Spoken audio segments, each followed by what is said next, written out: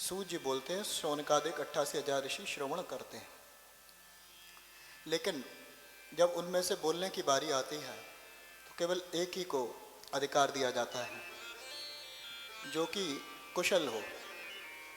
बोलने का अधिकार कुशलः शौनको ब्रवीत। कौन बोलता है? जो कुशल हो, जिसमें बोलने की कुशलता नहीं, और यदि वो बोले तो क्या होगा? लड़ाई करा देगा ना। जिसमें बोलने की कुशलता नहीं और वो बोल दे तो वो युद्ध करा देगा, वो लड़ाई करा देगा। और युद्ध लड़ाई ना हो इसलिए तोल तोल के बोल, शब्द शब्द को मोल है। तो कुशलता होती है वाणी में। वाणी जीव जब चलती है तो कलह करा देती है, और जीव जब शांत रहती है तो ब्रह्म की प्राप्ति भी करा देती है।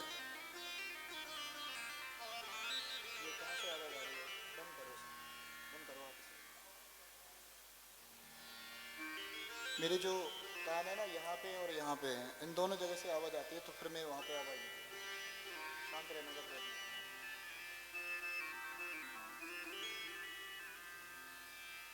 दो चीजों की बात, वाणी की बात आती है, 5 ज्ञानेंद्रियां, 5 कर्मेंद्रियां।